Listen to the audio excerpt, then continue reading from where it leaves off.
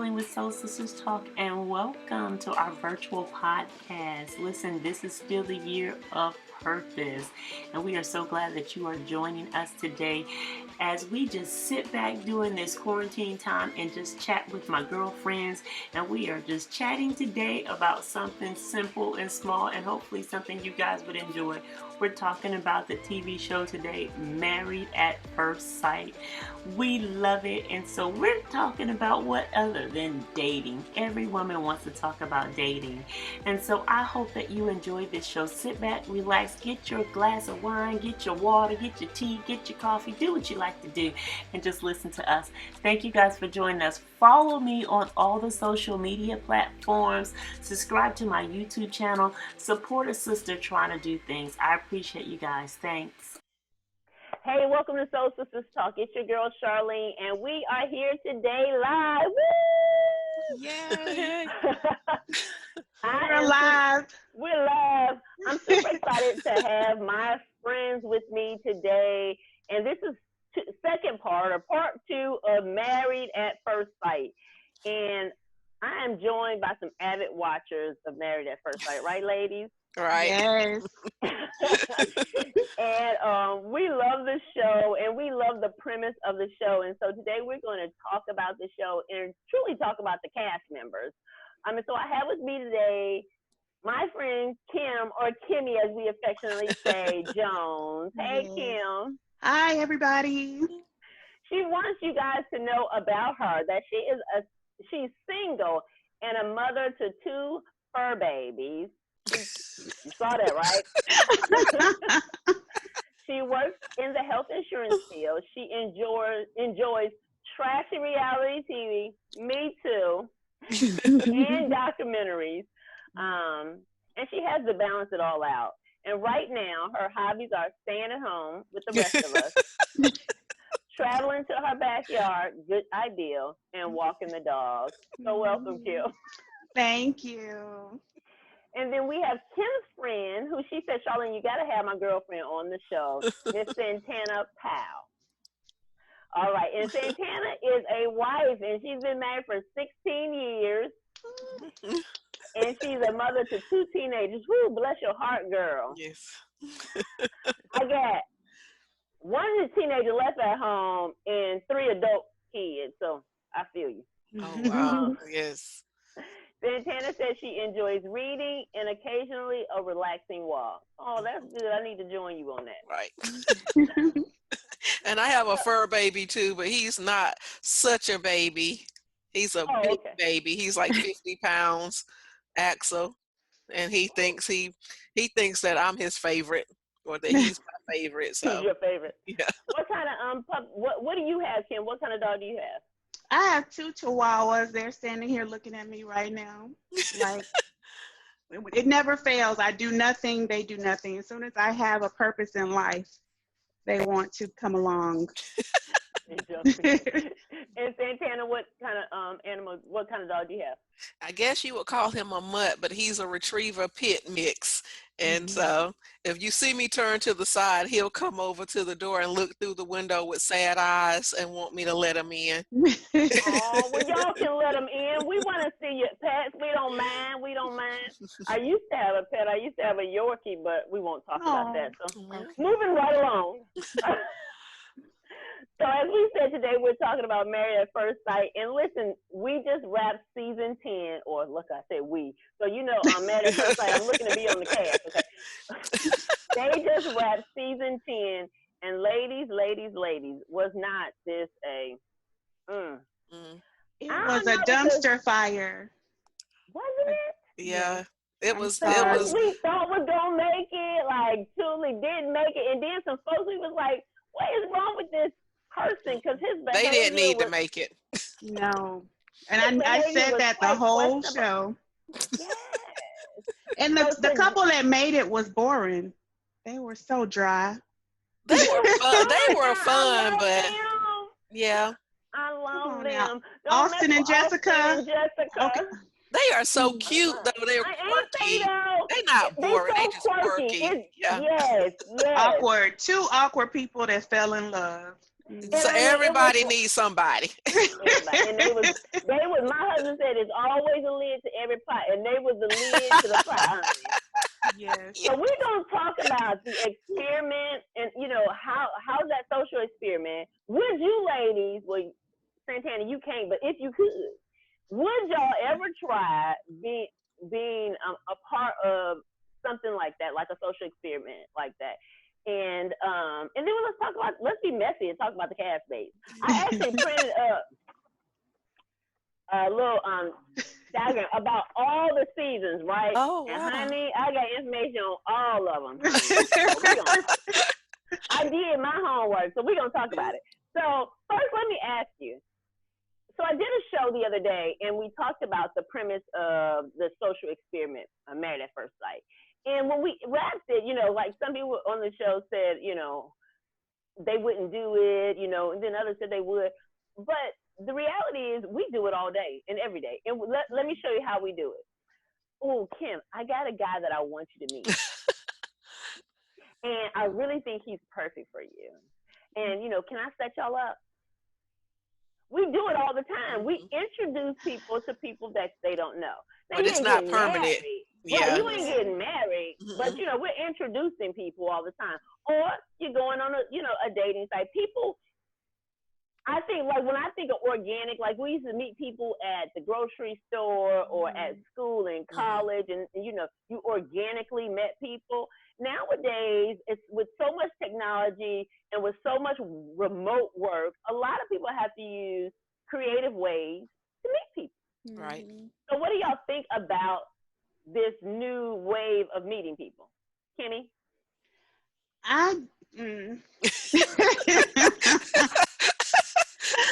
Oh, let us pray. It is hard for me because I'm an introvert. So this being home right now is great. You're an introvert?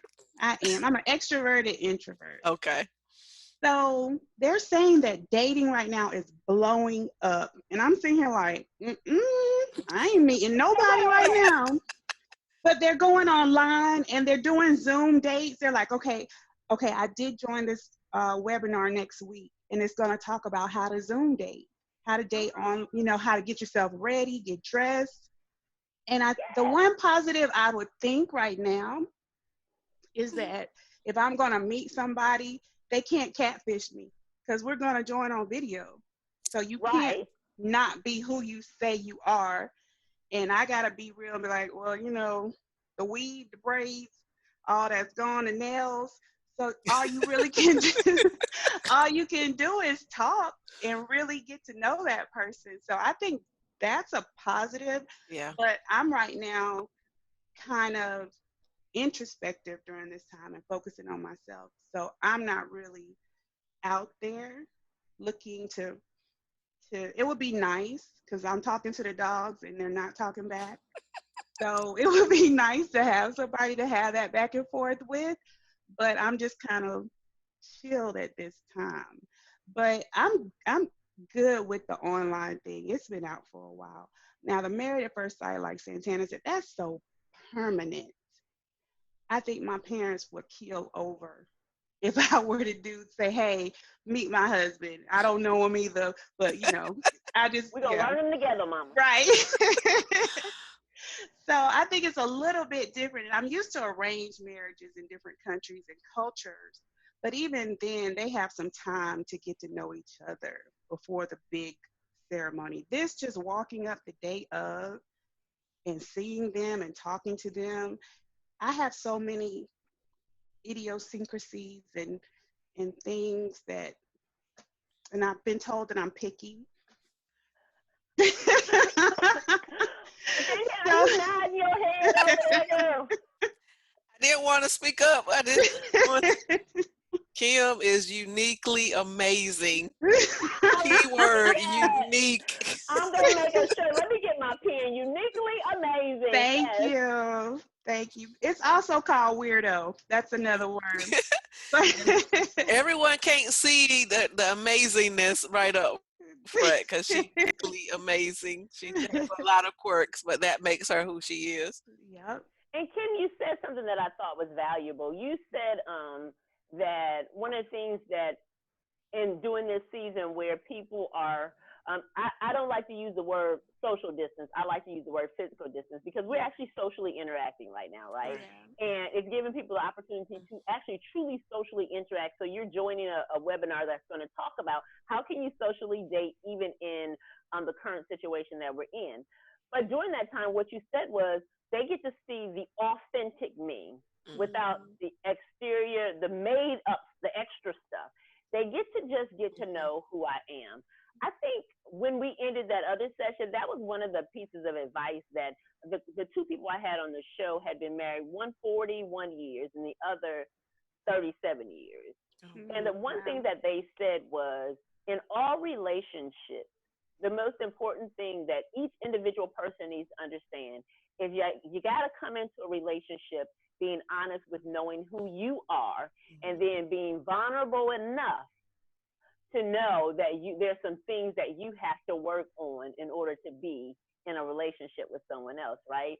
And so I think where you are right now, being introspective is what you said, that was the word you used, is such a good place for people to be in. And I think when you have all that other stuff that can mask us, we don't have to take the time to be introspective, because we don't have to do that until after you've been with me. Because some women won't even let a person see them without makeup on until they, he done put a ring on it. Then he wake up like, who is that? Yeah. I mean, really, you know that happens. You know, like, girl, I got to get up and do my hair. I got to, And so I love what you said. So thank you for being that open and transparent. I think that's such a good thing. Santana, would you have ever tried, or would you ever, if you were single, do you think that's something you would try? Probably not. I'm not a risk taker. And, on the verge of sounding shallow, I am concerned with like what someone looks like, do I mesh with them? I'm a big smile person, and I'm like, take care of your teeth, take care of your mouth. And so I'm not to just meet someone for the first time, and just like Kim, I have my quirks too. So just to meet someone and say, we're going to get married, like, no, I probably wouldn't, because I'm not that much of a risk taker. And I like the show, the part where the experts come in and they give them these experiments to test out certain things in the relationship. So they say, okay, do this, talk about this, don't shut down, all the things that I can tell you in 16 years I have probably done, right? And didn't have an expert to come in and help us out with. But I wouldn't have done it. I didn't meet my husband socially. We met, they used to have these parties called First Fridays in Raleigh. So we met at a party like at the Brownstone. They only did them once a month, but we met there. And so we started, we started communicating like after that, but we saw each other first before we, started communicating with each other. We already knew that we were physically attracted to each other. Okay. And so physical attraction is a really big thing, because with that, Zach, that was one of Zach's issues with Mindy, right? So now he was too harsh. He was too harsh. So Zach's first thing was physical attraction, and that was really challenging for him to get past for her. I didn't think that Mindy was unattractive, but for him, she didn't meet what he needed. But have you guys watched the shows for some time now? Like from the early very seasons? First episode, it was the very first season, or maybe second season. Was it Doug and Jamie? Doug and Jamie, yes. Doug and Jamie. When she they cried. first met, she cried. And they are one of the couples who have stayed together this long. Yep. And when both of you guys were talking, I think that a lot of times that couples or people, human nature makes us choose people based on the things that we find superficially attractive, right? Which are valuable, don't get me wrong. But those are the things that we first look at for. Is he 6 feet tall? Is she 20, what is it? 36, 24, 36, brick those house. things. Hey. Right? And the one thing I love so much about Married at First Sight is it challenges you to know that a true relationship is so much more than those things. Absolutely. But Go Zach, ahead. sorry, cut you off. Mhm. Zach specifically said that wasn't an issue. Remember? He When they lied. interviewed him? Mhm. Yes. So that's what made me so upset. Because I was like, you just did a total 180. Mhm. You got down on the knees at the wedding. Let me go ahead and really propose. You saw her, but you still played this game. Mhm. And then nothing. Right. She's unattractive all of a sudden. But you said you wanted somebody smart. You wanted somebody funny. You were Yeah. about personality. Active. But he's never probably been with someone who he didn't find, so he figured that experts would find him someone and they would be attractive. Like you just talked about, Kim, you're being introspective in this time, and so he's just floated along choosing his own people. So in his mind, he probably thought that would not be an issue, but they never put pictures in front of him and say, what do you think about this person? What do you think about this person? And so if you not put in that situation, you just don't get the opportunity to be like, well, now that I presented with it, I have an issue with it. That's really good, Santana, because what's attractive to one person isn't to others. So for him, was it blonde hair that was attractive versus brunette hair? Was it that, Lindsay won't cute. Her friend won't cute. Her friend was not cute. Lindsay She was not. She was Come so on now, y'all. looking. Come on, y'all. Lindsay was not cute. Was he attracted High to her, five, or was he Kim. using She was her not as cute. an excuse? That's why I'm saying he was playing games, y'all. I've been played enough. He was playing games. I'm sorry. So was he just on the show for the publicity? I say yes. Okay. I say And yes, but it was bad Yeah. because he looked like a total jerk and a bad guy. But you knew, he didn't even try. Like at least Jamie and Doug, they tried. With you. I won't even sleep in the other room. I don't even want to be around you. And to me, that for somebody who's had to work on their self-esteem and work on their worth, I just felt so bad for Mindy every show. I'm sorry. I just felt bad for Mindy, but you know what? I hope Mindy walked in, because I thought so when my perception of Mindy was that, boy, she came in there as a needy person, and if anybody met her, I thought, my perception, I thought that she was, I just want somebody to love me. I'll take whoever I just really want somebody to love me. My sisters are married. My family's doing this. I just really want somebody to. I saw her as broken in this sense that she had been really disappointed so much, and she was just hoping that she can. Now, there's nothing wrong. They all were on there for that, but to me, overly. You can tell. She took his abuse way too long. Well, she took her family's abuse. They didn't even show up. So you know that there was something there that they didn't even find enough need to support her decision. And that man been unattractive to him as well, because men will say that they're either if a man is a manipulator, he likes an abused woman because he can manipulate you, right? It's easier to manipulate. Some men dislike an abused woman because they don't like that, to have a woman who they can walk all over. Right, to walk all over. It's not a challenge, It's not a challenge for them. And I feel like that was Mindy's thing. She was almost going to be like in front of him, like, oh, okay. Then when the cameras was like, I don't understand the heck what he was talking about. Well, tell him that in front of him then. But she was so blinded by his attraction. Remember on the wedding day, she was like, oh my gosh, he is so handsome. And I really felt like in that moment that she willed for it to work so bad, because she was, mind you, she was physically attracted to him off the gate. And that night when they went off to the honeymoon and he said, oh, I'm not attracted to you, it broke her heart. Yeah. And she was still like, oh, but she still was like, this can work. I'd have been like, okay, don't let the door hit you. Okay, go ahead. Okay, go ahead. We could do a whole show with just them two. One more thing before we change couples. Girl, what about Zach and what's her name? Oh, Katie going on a date. That was so Okay. wrong.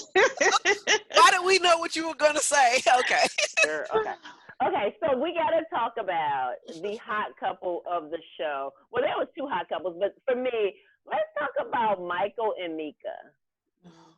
Draining. So Um, draining. do you? Okay. So should I start with Mika or Michael? Let me see. I know everybody. We all know about Michael, so we already know what we think.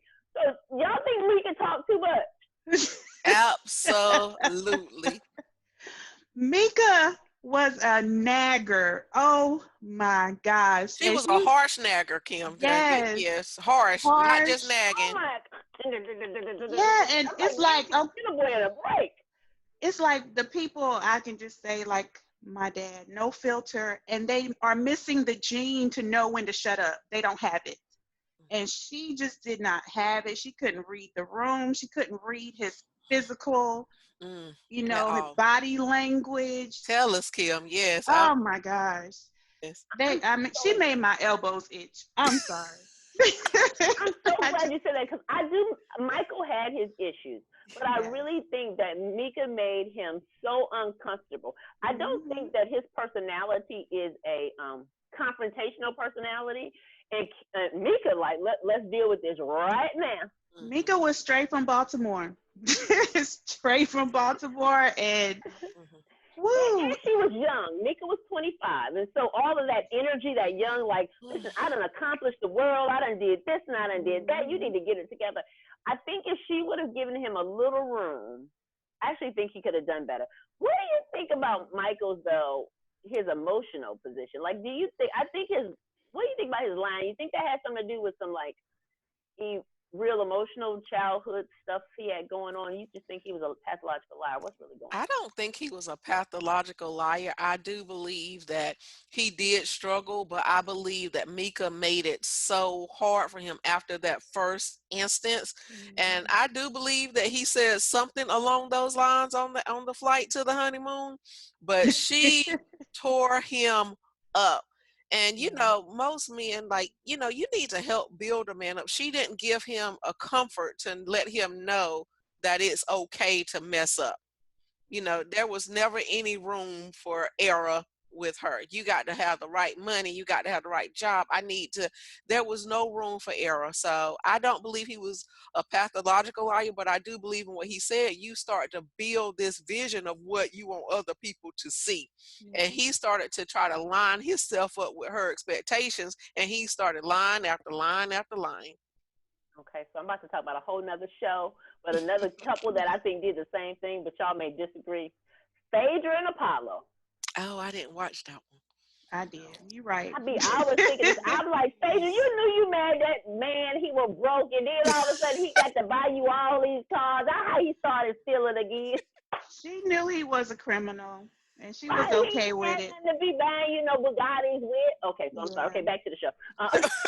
Yeah, and it was almost, and I'm old school. We don't talk house business, but I know they were on camera, so this was house business for Mika and Michael. But it was just so emasculating to me. Very.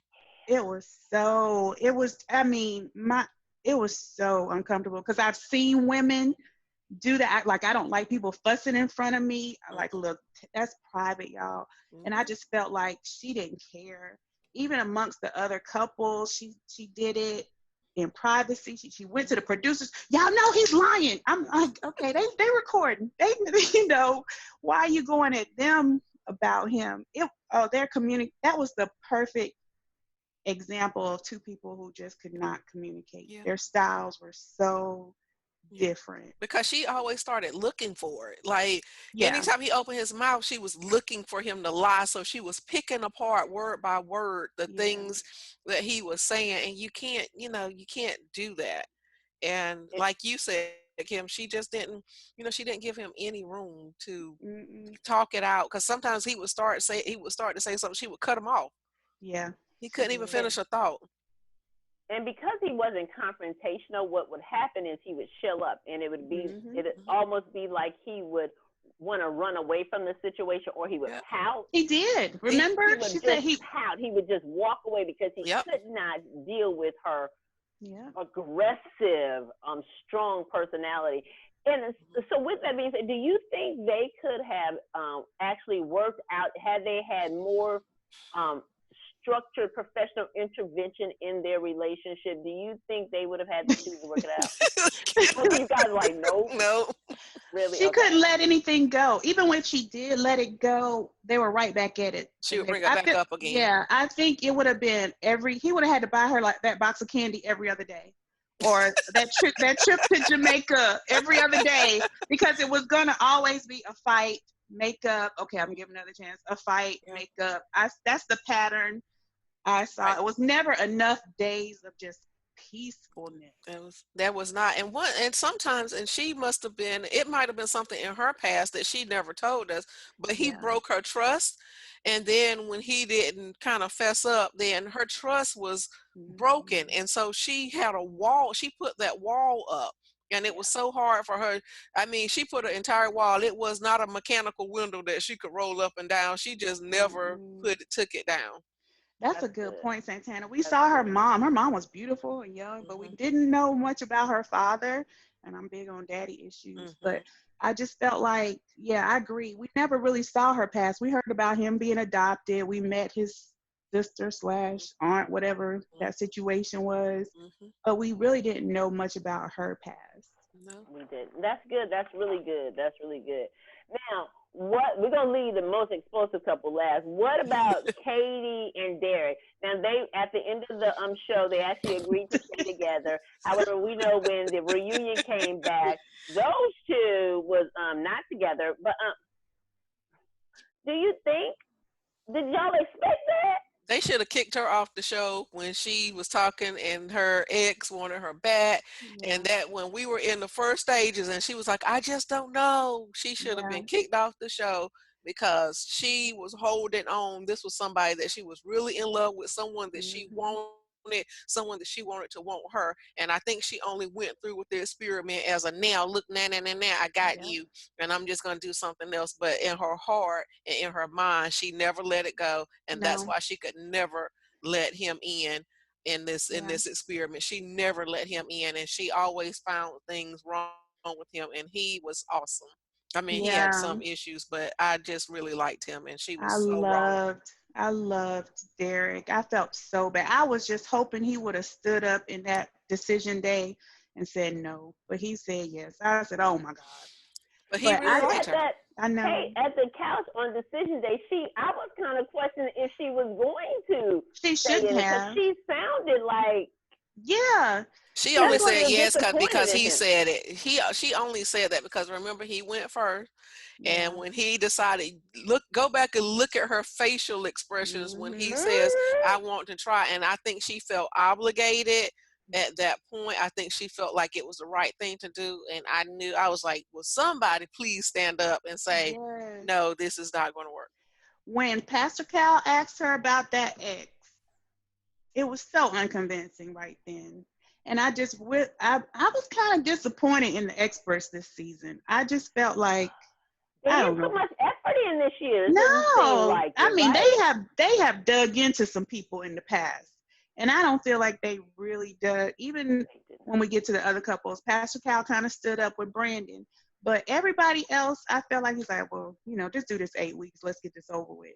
Because I didn't feel like, except for what's the not Dr. Pepper, the other one. I call her Selena very low. I don't know her name. Yeah, I know you. But the people can put up good facades, and I think that during the interviews, and they said the right things, just like our past couple when he said, "I'm not into looks," and then voila, all of a sudden now looks is his biggest thing, and he can't even get to know this young lady because she doesn't look like what he thought. So they were taking people authentic, I think, at their word. And I don't think they challenged them. You know how you answer some interview questions and they ask you the same question 15 different ways. And you're like, wait a minute, that's the same question. And so they didn't trip up. Yes, that's where they are, right? And they didn't trip them up. They took them at their word. And you know, the way they live. So I just don't know what happened with the people. And I know you, Charlene, you think Mindy was really desperate. I know y'all say y'all think she was desperate. I think Katie really wanted to be married. I was getting But ready to say that. I agree with you. Yeah. I think Katie wants to say that again, Santana. I said, but to her ex. Well, you know, I don't even know if it was to her ex. I think that I was gonna say I want to add. I think that Katie, if you guys remember the scene when they went back to, they had to go back to something from their childhood to talk about their childhood, and they went to Derek's parents' house, to his garage, and they were in the garage and they were going through his stuff. And there had been an ex-girlfriend that there was a cooler or something, and she was having some jealousy about him and this ex-girlfriend. It's almost like she's so worried about if he can fall in love with her, that it's almost like her thing was, I want somebody to feel this way about me. Why won't anybody love me? Yeah. And if you give somebody an opportunity to, and stop being such a hard task, it was almost like Mika's personality and Katie's personality, kind of the same, but a little different. They're both hard taskmasters. They didn't give much room. And I thought Derek was a great guy, personality-wise. He was fun. Like, I want to build a treehouse. Oh, my God, I can't believe anybody would want to build. Yeah. That's good to know somebody's hopes and dreams. And y'all, I thought that whole piece was such malarkey. I'm gonna be old. Malarkey that you can't have dreams and a bucket list. Right. And still have a family. Right. And then you support someone in their dreams, right? Because maybe not, I mean, right now, this age, if my husband wanted to build a treehouse in the back, I'd be like, yeah, let's do it. Now let's hire somebody. Let's not do it ourselves, you know. But yeah, the date nights out there, you know, it would be something so cool to dream. Even her dad told her, though. Her dad said, her dad looked at her that day at the dinner table, and he knew this wasn't a Derek issue. This is my daughter. Yes. Yes. I love at the table. Yes, Daddy was cute too. Yes, he was. I gotta let the dog in. He's knocking at the door. Okay. All right. Yeah. Katie's dad was like, I felt like he was gonna be more heartbroken than her, because he was like, I want this to work, because she has horrible taste in men, and if she goes back to this ex, it's not gonna be good. And obviously, ex wasn't good for you because he's your ex. And even on the finale, what did she say? It was just physical. Right.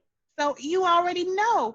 He only came back when he heard that you were going on this show and getting married, and he was just going to be the distractor for you. He didn't really want her, and she couldn't get past it. But why would you? That was just crazy when she said it was just physical. But she was like, he finally said he loved me. And I think it was all mental. He was playing mental games with her to get her to shift, and it worked. It worked for her. No, I didn't, because she's still single. Yeah. It backfired. It did not work. Yeah. And then her and Zach going out. That was beyond love. I was trying to guess the couple during the commercial break. I was like, well, who could it be? Me too. It was gonna be Taylor and Brandon. Not Brandon, Taylor and Derek. Yes, that's what I thought. Okay. Too. Yeah. Because they did at that retreat. They were, you can see a connection. Nice, but honey, Katie was her jealousy of somebody paying attention to her. So let us talk about the explosive couple of the whole season 10. Mr. Brandon and Mrs. Taylor. And we just gotta start with the wedding day. I just want to say, when I seen them two, I just knew it that they was going to be. Did it happen to them? Well. It was like they are the cutest couple at that altar. And honey, it just disintegrated from that moment on. Now we learned that all couples need therapy before they start this. They don't just need to be interviewed by the experts. They need some therapy. They need like 2 weeks of therapy before they begin this process to make sure a that they background check, but, mental health but remember the one analysis. girl had been arrested. Remember the one show where she had been arrested and he found out that they Oh, couldn't go on the honeymoon At the airport. At the together. doggone airport. So yeah, so she was accosted at the airport. But Mhm. so they do the background checks, we know, but that one hadn't come in yet. So that's how that one slipped through the cracks. But they need therapy before they go through this process. I 100% agree with you. I actually think that the premise of the show, Married at First Sight, actually has, to me, a good premise, right? Because it's helping people to step outside the box and stop picking people based on the reason that's got you there, because you still haven't found anything based on your normal expectations. Mm-hmm. But what I don't think it doesn't equip to give people the tools to get past the things that have caused relationships in your past to fail. True. Which are the things that we'll talk about at the end. So let's get back to Brandon and Taylor. I felt like if you just watch the look of his mom, I think she said, I know my son is crazy, but I ain't gonna say nothing. Cause I'll let him be her problem. Cause I just felt like she knew her child. I gotta go back and back watch to it. the wedding. I'm just telling you, I feel like they knew he had these issues, and they were just like, okay, we just gonna let him go on this show, and we ain't got no control. We're not friends no more, because you was you was a Taylor fan. I'm a neither fan, because I remember when they were, what was that? They were at the bar and the restaurant. They had gotten back together, and he was trying to talk to her about going out, staying out all night, and she exploded. And she did not let him finish even his thought. I mean, I'm not her fan. I'm not his fan. But I just felt like she knew she was wrong. And when she's wrong, she tends to jump out there first. And so I believe he had his issues, but I believe she had something. And her first issue started with making that Instagram post. Oh my gosh. What she was looking for in a man. And I kept wondering, I was like, what is that part that they're blurring out that I could never see? That eggplant. That eggplant emoji at the bottom. Yeah.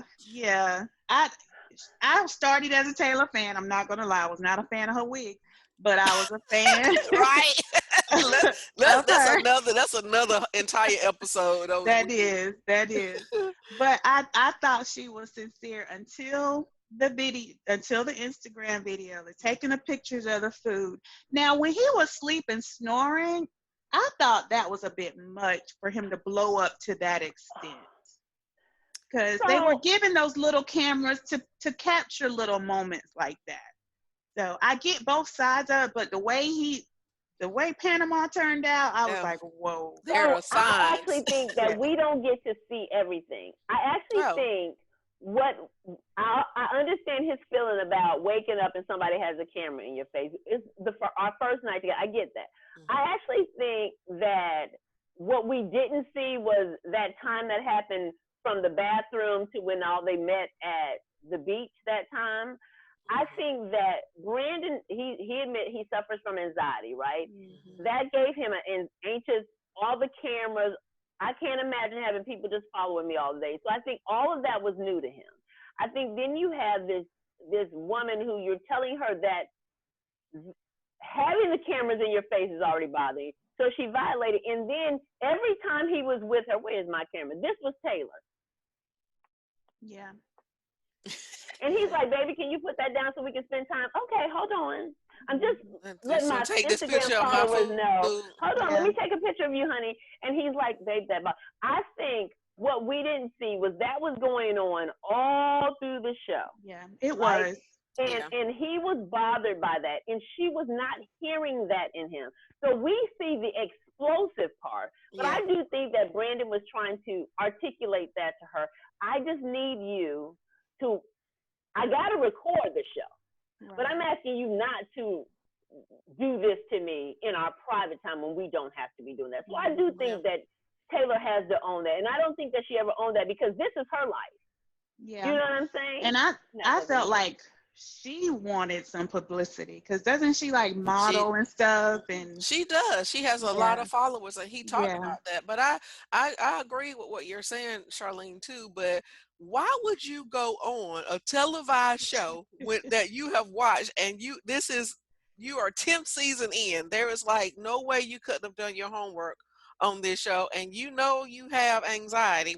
There are cameras everywhere, and I'm sure that they give them some kind of this is what your life is going to be like. Sign on the dotted line if you agree. This is the producer. This is cameraman A, cameraman B, cameraman 4. I mean, I feel like he went into it with enough knowledge to say, you know what?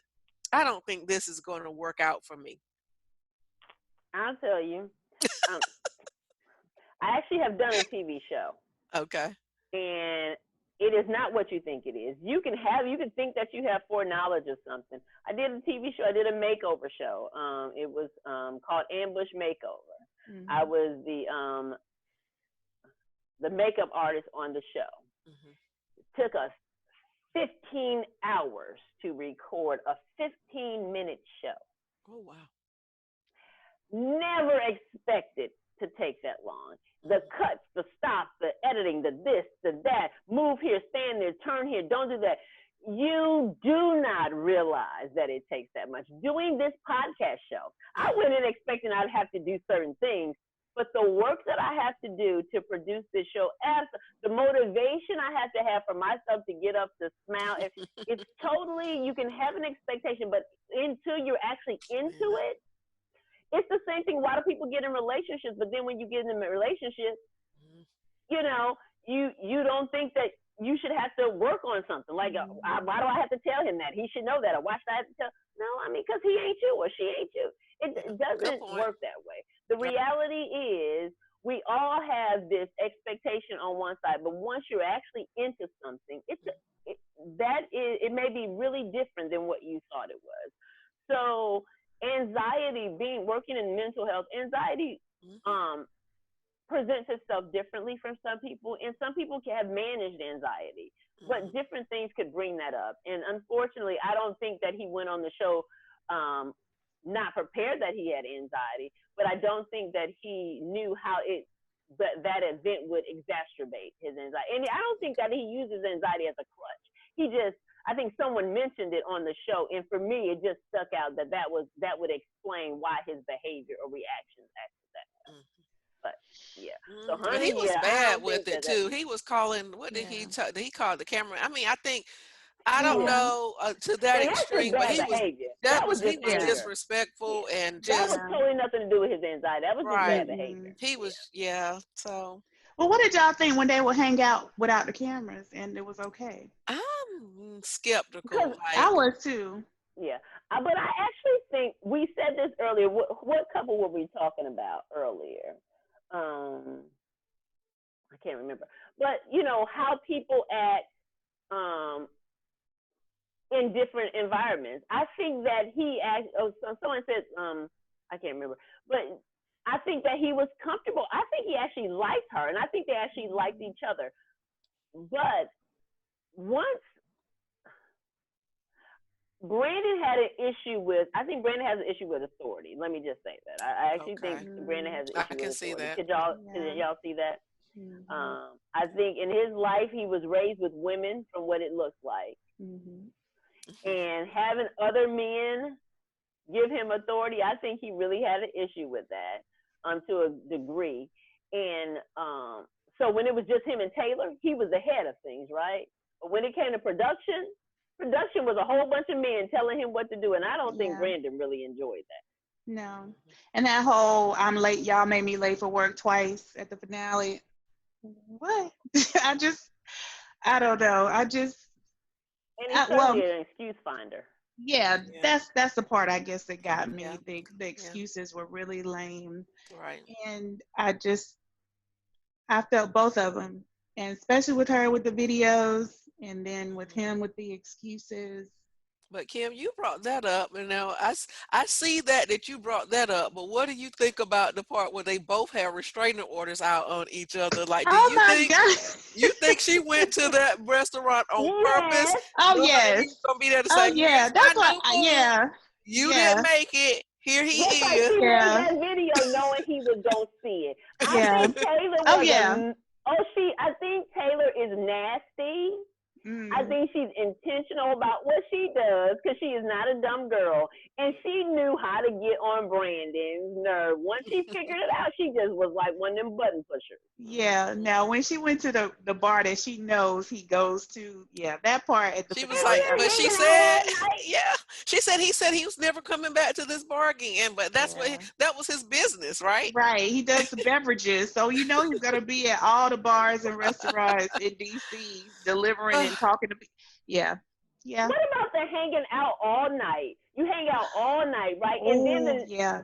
you come home that day, and then we go on this couples retreat, and you think he's supposed to just be Yeah. lovey-dovey with you, and then you talk about him like a dog, and he's like, well, I want to talk about last night. I don't understand what we need to talk about. Yeah. I didn't do anything wrong. And she didn't say who she was with. Like, she didn't give names. That was very suspect and suspicious. And when he tried to confront her about it, to have a decent conversation, because he was calm at first, and then that's when everything blew up. But then the part when she went into the bathroom, like, let's talk. No, he was trying to talk to you while y'all were outside, Yeah. and now all of a sudden, You trying to yeah, lock me in the trying to lock me in bathroom. the bathroom and Yeah. have something now that, like, everybody's here. You want to be the Yeah. And her tears every time she cried. And I just don't know where the tears. I don't see them. I just don't know. I just want to be loved. I was like, girl, you fake. Yeah, I couldn't. Yeah, I had to let Taylor go. I know. So, like, I believe, like, they Okay, had so we issues. can be friends again since you Yeah. let Taylor go. We can be friends again. You can't take sides with them. So as we can see, this was an interesting show. I will give y'all the statistics, so if y'all don't know, the show started running, I think, in 2014, and it's been 34 couples. It was 25 of those couples that stayed married on decision day. So that wasn't bad. 35, 24 of them, 25 of them stayed couples. The next number, though, that how many of them are still together today? But still today, there's only 10 of them that were still together as of when I looked at the report as of today. So, but then I also looked and did the statistics. The average American, unfortunately, marriage in America, the average is about 45% end in divorce. Mm-hmm. And with that being said, what we discussed, ladies, is our takeaway. In order to have a successful relationship, some of the things that we highlighted that we saw go wrong with these is that each individual needs to have a level of accountability for yourself and your actions, right? Mm-hmm. It's important that you do not bring your past into your present or your future. You got to resolve those things. Otherwise, they do negatively affect what you're trying to grow. Mm-hmm. If you build up walls and expect the next person to break them down, that is not going to work. That next person is going to just keep hitting up against something, and they're not going to be successful. And then truly knowing yourself and what your expectations are. And so we found that the truly knowing yourself in Zach, he said one thing, but that really wasn't what he wanted. Mm-hmm. In Mika, building those walls, and Michael, and then in Katie and Derek, bringing past stuff into the present relationship, and then Taylor and Brandon, accountability. And of course, we didn't even need to talk about Jessica and what's his name, in Austin, because they getting ready to have some kids. They're gonna be together for 10 years. I'm not worried about them. They were trying to find issues. Right, the whole travel issue. It wasn't. It wasn't right. an issue. And so I want to thank you guys for joining me on this podcast. You guys are phenomenal. Keep watching the Married at First Sight. I'm looking forward to season 10. I do agree with you, Kim. Our counselors, if anybody from Married at First Sight is watching, y'all need to do a what would we be called, like Watchers Opinion show, so y'all can get us on that show. But then I need y'all to do better because the counselors are really kind of gotten lazy this year. They really weren't doing a good job helping those the cast as they've done in the past seasons. Right. Which actually does make the show to me more interesting when you do feel like they're fighting for those people to be successful, because marriage is an honorable thing and it's important before the sight of God, and so we want to see them successful and to stay together. So again, thank you so much for joining us. Look for us every Sunday for a new episode to launch. You can find us on all the social media platforms. We now have a YouTube channel. You can find us, of course, on Facebook. You can also follow us on all the podcast streaming services.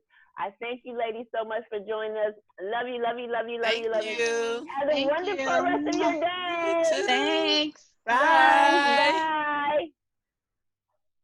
I hope that you had fun listening to us just shuck and jive and talk about Married at First Sight. Please join us again as we talk about more topics to come. We have another one on mental health coming up, as well as we have a topic about domestic violence. So we appreciate you taking your time to hear us. Thank you, guys.